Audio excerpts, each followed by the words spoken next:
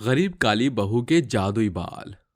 माँ माँ, मुझे बहुत जोरों की भूख लगी है। भूख के मारे पेट में दर्द हो रहा है, कुछ खाने को दो ना। मगर घर में तो राशन का एक भी दाना नहीं बचा कि मैं गीले चावल ही बना दूं। अरे किसी काम का नहीं हूँ। मेरे होते हुए मेरे बीवी बच्चे भूख से बिलबिला रहे हैं और मैं निखट्टों की तरह हाथ पर हाथ धरे बैठा हूँ।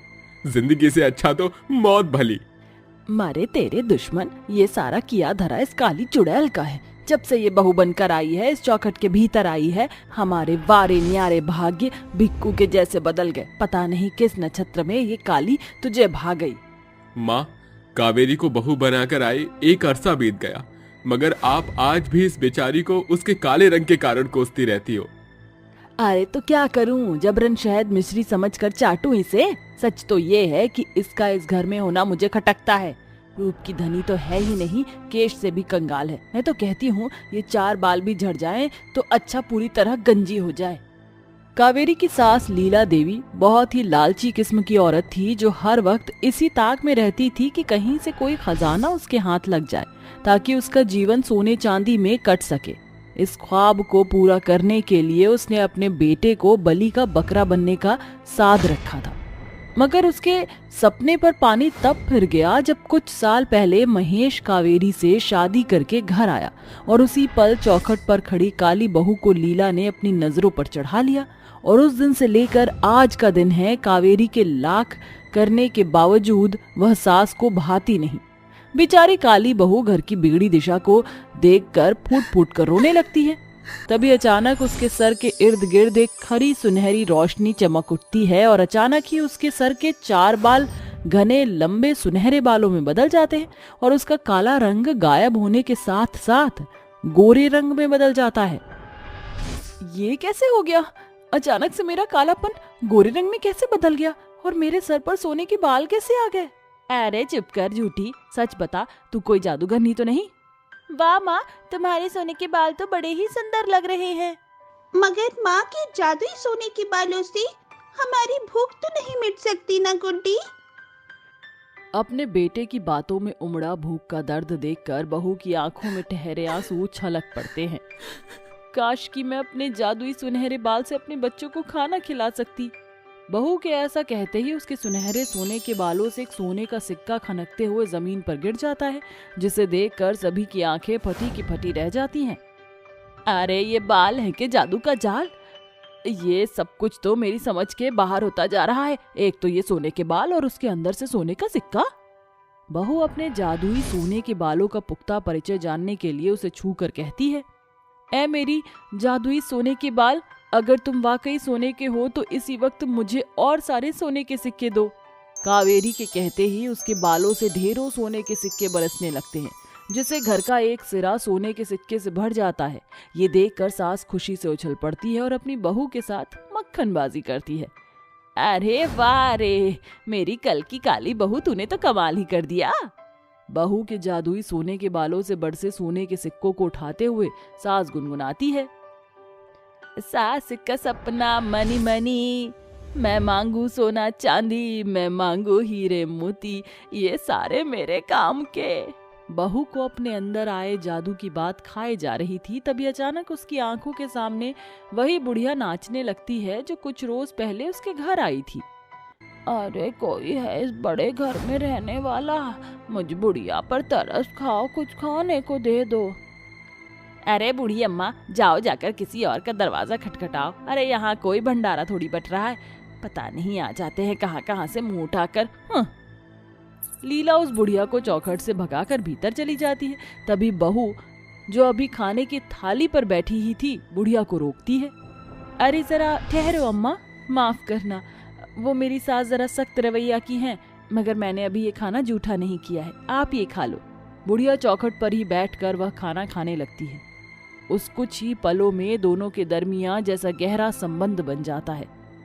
बहू अपना दुख बुढ़िया से बांटने लगती है। तेरी सास तो बड़ी पत्थर दिल है, तूने मुझे अपने हिस्से का खाना खिला दिया, अब तुझे भूखा रहना पड़ेगा। अरे अम्मा, अब तो मुझे सासू माँ के सुलूक की आदत पड़ गई है, मैं चाहे अपनी जान भी सासू माँ पर क्यों ना न्यौछावर कर दूं। फिर भी मेरा ये काला रंग उन्हें खटकता ही रहेगा। और फिर मेरे सर पर बाल भी तो नहीं। बेटी तो बड़ी भोली है, इस बुढ़िया की दिल से दुआएं हैं, बहुत जल्द तेरा भाग्य बदलने वाला है। तब तू कीच की थाक नहीं बल्कि अपनी सास के सर का ताज ठहरेगी। इसका मतलब मेरा बदला रूप और ये जादुई सोने के बाल उस बूढ़ी अम्मा की देन है।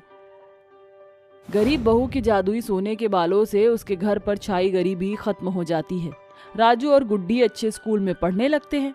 एक रोज जब वह अपनी सास के साथ घर आ रही थी, तभी भीड़ देखकर वह रुक जाती है, जहाँ कुछ सुंदर औरतें कल्की नाम की एक काली गंजी लड़की को मार रही होती हैं। अरे ऐसी काली भद्दी गंजी लड़की को तो हमारे समाज के लिए अभिशाप है, इसका तो मर जाना ही भला है। नहीं, मुझे मत मारो, माँ बचाओ। अरे क्यों मार रही हो इस बेचारी को? मैं कहती हूँ छोड़ो इसे। क्यों, ये काली चुड़ैल तेरी सगी लगती है क्या? हाँ लगती है। कावेरी चोट खाई कल्की को उठाकर अपने घर लाकर उसके चोट पर मरहम लगाती है, जिसे देख कल्की फूट फूट कर रोते हुए बोलती है, सुना था कि भगवान इंसान के रूप में बसता है, आज देख भी लिया। मेरी बदसूरती और गंजे होने के कारण मेरे अपनों ने मेरा साथ छोड़ दिया और आपने मुझे बचाया। अब सभी तुम्हें अपनाएंगे, मगर कैसे? जादू से। ये कहकर बहू अपने जादुई सोने के बालों में कुछ बाल तोड़कर उसे कल्की के गंजे सर पर लगाते हुए कहती है, ए मेरे जादुई सोने के बाल, तुम बहुतेरे बाल बनकर कल्की के सर पर छा जाओ। उसके इतना कहते ही कल्की का गंजा सर सोने के चमचमाते घने बालों से भर जाता है और उसका रूप एक अप्सरा के समान खिल उठता है। ये लो, बन गई तुम सुंदर। क्या मैं सचमुच इतनी सुंदर हो सकती हूँ? तुमने तो मेरी काया पलट ही कर दी, तुम्हारा शुक्रिया। आंटी, शुक्रिया कहना ही है तो हमारी माँ के जादुई सोने बालों को बोलिए, ये उन्हीं का कमाल है। ऐसे ही दिन ढलते हैं। बहू अपने जादुई सोने के बालों के सहारे अपने घर की चौखट पर आने वाले गरीबों की मदद करती, जो उसकी सास को खूब खलता था। फिर एक दिन एक लंगड़ी बुढ़िया लाठी लिए वहाँ आती है। अरे कोई है क्या भीतर? मेरी मदद करो। हाँ अम्मा बोलिए। बेटी लंगड़ी हूँ, चल फिर नहीं सकती, कुछ पैसे देकर मदद कर, भगवान तेरी झोली खाली नहीं होने देगा। अरे ये अच्छा नाटक लगा रखा है तुमने। हम जैसे अमीरों को लूटने का चमचमाती चौखट पर नजर पड़ते ही वहीं जम जाते हो और झूठ मूठ का दुखड़ा रोकर पैसे ऐंठते हो। बस बहू, अब मैं तुझे अपने सोने के जादुई बाल इन जैसे भूखे नंगों पर जाया नहीं करने दूंगी। माँ जी, आप इतनी पत्थर दिल क्यों हैं? क्या गरीबों को देखकर आपका दिल नहीं पसीजता? अरे मेरे जादुई सोने के बालों से मैं लाचार लोगों की मदद कर दूंगी तो उससे क्या घट जाएगा? अफसोस इतने दिन गरीबी में जूझने के बाद भी आपको ये समझ नहीं आया कि कुछ भी इस दुनिया से ढोकर नहीं ले जाना है। बहू की खरी बात सुनकर सास को जिंदगी का खोया हुआ मायने समझ आ जाता है और वह शर्म से पानी पानी हो जाती है। तू सही कह रही है बहू, मैं रुपए पैसे के लालच में अंधी हो गई थी, इसलिए इंसानियत भूल गई थी, मगर अब चाहती हूँ कि तू इनकी मदद कर। शुक्रिया माँ जी। ऐ मेरे जादुई बाल, चल जल्दी से सोने के सिक्के निकाल। बहू के इतना बोलते ही उसके जादुई सोने के बाल से सोने के सिक्के बरसने लगते हैं, जिसे वह उस लंगड़ी बुढ़िया की मदद करती है। काली बेटी की पेड़ से शादी। काजल की सौतेली माँ शिल्पा बड़ी ही बेरहमी से काजल के बाल नोच नोच कर उसे मार रही थी। काम चोर करम जली कहीं की, एक भी काम ढंग से नहीं करती, जब देखो हर कामों में कोई ना कोई कमी छोड़ ही देती है। माँ, मैं सच कह रही हूँ, मैंने अपनी तरफ से खाना बनाने में कोई कमी कसर नहीं छोड़ी थी। तो फिर इस कड़ी में कॉकरोच कहाँ से आया? अरे साफ साफ क्यों नहीं कहती कि तुझे मेरा और मेरे बच्चों का खाना खाता है? अपनी सौतेली माँ की ये बात सुनकर काजल फूट फूट कर रोने लगती है। तभी उसकी सौतेली बहन दीपिका बोलती है, हाँ, अब तेज हुए तो बहाएगी ही। एक तो अपनी माँ को खा गई और अब मेरी माँ को भी खाने पर तुली है। दीपिका बेटी, तू खामखा इस काली चुड़ैल के पीछे अपना खून मत जला, वरना तेरी आंखों के आगे डार्क सर्कल छा जाएंगे। इस कल्लो माई की शक्ल तो मैं ठिकाने पर लगाती हूँ, आज सारी रात ये बाहर सड़ेगी। ऐसा कहते हुए शिल्पा काजल की बाह मरोड़ते हुए उसे घसीट कर घर से बाहर करके दरवाजा बंद कर देती है। माँ दरवाजा खोलो, दरवाजा खोलो माँ। काजल काफी देर तक चिल्लाती रहती है, मगर उसके लाख चीखने चिल्लाने के बावजूद उसकी सौतेली माँ का मन नहीं पसीजता। आंगन के चारों ओर रात का अंधेरा छाया हुआ था। उसके चारों ओर मच्छर भिनभिना रहे थे, जिससे परेशान होकर काजल आंगन में तने खड़े पेड़ से लिपट कर सो जाती है। माँ बाबूजी के चले जाने के बाद ये परिवार तो मेरा अपना रहा ही नहीं। ऐसे में तुम ही मेरा परिवार हो, जिसे मैं अपने मन की बातें खोल कर कह पाती हूँ। काफी देर सिसकते हुए वो रोते हुए सो जाती है। तभी उसका सौतेला भाई अमन उसे उठाता है। अरे वो धरती की बोझ, चल उठ, वहां चिल्ला चिल्लाकर मेरी माँ का गला सूख गया है और तू यहाँ मजे से नींद खींच रही है, हैं? जब देखो इस पेड़ से नातेदारी निभाते रहती है। बस अभी आई। काजल झट से पेड़ के पास से उठकर अंदर चली जाती है। सारा घर बुरी तरह से बिखरा हुआ था। हो गई तेरी नींद पूरी काली चुड़ैल, तो चल काम पर लग जा। आज तेरी दीपिका को लड़के वाले देखने आ रहे हैं। घर का कोना कोना अच्छे से चमकना चाहिए और समय से समोसे कचौरियां तल देना। ठीक है माँ। काजल अपने दिल का दुख छुपाती हुई अपनी सौतेली माँ के सामने हामी भर देती है, मगर अपनी सौतेली बहन के रिश्ते की बात अंदर ही अंदर से खाए जा रही थी, क्योंकि हर लड़की की तरह उसकी आंखों में भी उसने अपने सपने संजोए हुए थे कि एक दिन घोड़ी चढ़कर एक सुंदर सा शहजादा उसे लेने आएगा। मगर अपने काले रंग के कारण उसने ये आस भी छोड़ दी थी कि कभी उसका घर भी बसेगा। मेरा काला रंग मेरे लिए अभिशाप बन गया है। शायद मेरी किस्मत में शादी लिखी ही नहीं है। काजल जल्दी से खाना बनाकर तैयार कर देती है।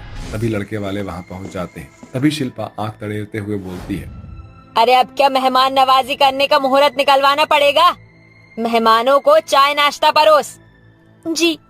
डरी सहमी काजल सभी को नाश्ता परोसती है। तभी उसकी सौतेली बहन दीपिका जानबूझकर अपना पैर आगे कर देती है, जिस कारण से काजल के हाथों से चाय की कप छूटकर कार्तिक की मां मीनल पर गिर जाती है और वो गुस्से से बोलती है, अरे ये कैसी निखट्टू नौकर रख रखी है आपने। एक तो इसे देखकर ऐसा लग रहा है जैसे सर से पांव तक कीचड़ से सन कराई हो। एक पैसे का काम करना नहीं आता। आंटी जी, आप तो मुझे ऐसे डांट रही है जैसे मैंने चाय जानबूझकर गिराई हो। ये कैसी मुफट नौकर रखी है आपने? गलती करने के बावजूद भी गलती नहीं मान रही। माँ, आप देख रही हो ना, ये जली हुई उपली जानबूझकर मेरी शादी तोड़ने पर तुली है। इसे यहाँ से भगाओ। शिल्पा अपनी बेटी दीपिका के भड़कावे में आकर काजल को चिकोटी काट कर उसे बाहर जाने को बोलती है और सभी के चले जाने के बाद दीपिका का भाई अमन काजल को बहुत मारता है। काली चुड़ैल, कहीं भी तेरा घर तो बस नहीं रहा। तू चाहती है कि मेरी दीपिका की डोली भी ना उठे। अब इसकी सजा तो तुझे मिलकर रहेगी। हैं? बड़ा प्यार है ना तुझे इस पेड़ से। अब तुझे परमानेंटली इस पेड़ के पास ही फिक्स कर देता हूं मैं। हैं? अमन रस्सी से काजल को उस पेड़ के साथ बांध देता है। बेचारी काजल अपने सौतेले परिवार के सामने बहुत गिड़गिड़ाती है। अमन, सौतेली ही सही, मगर मैं तुम्हारी बहन हूँ। मुझे यहाँ मत बांधो, मुझे दर्द हो रहा है। ले ले ले ले ले ले ले, मेरी प्यारी बहन को दर्द हो रहा है, हैं? चलो माँ, आज इस काली चुड़ैल का इस पेड़ से ही गठबंधन कर देते हैं। अमन, शिल्पा और दीपिका अपनी हंसी ठिठोली के आड़े आखिरकार काजल और उस पेड़ की शादी कर देते हैं। ओम मंगलम भगवान विष्णु मंगलम गरुड़ध्वज मंगलम पुंडरीकाक्षाय मंगलाय तनोहरि। ओम भूर्भुवः स्वः तत्सवितुर्वरेण्यं भर्गो देवस्य धीमहि धियो यो नः प्रचोदयात्। ये लो मेरी प्यारी बहना, इस पेड़ के साथ तुम्हारी शादी हो गई। अब हम चलते हैं, बाय। ये बोलकर सभी अंदर चले जाते हैं और काजल कहती है, यही सही। वैसे भी मुझ जैसी काली लड़की से कोई इंसान तो शादी वैसे भी नहीं करता, और फिर इस पेड़ के छांव तले ही तो मेरा बचपन बीता है। मैं इसे अपना पति स्वीकार करती हूँ।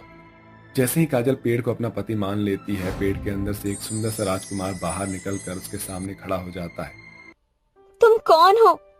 मैं तुम्हारा पति हूँ काजल। शादी के मंत्र के साथ मैं तुम्हारा पति बन गया हूँ और तुम मेरी पत्नी।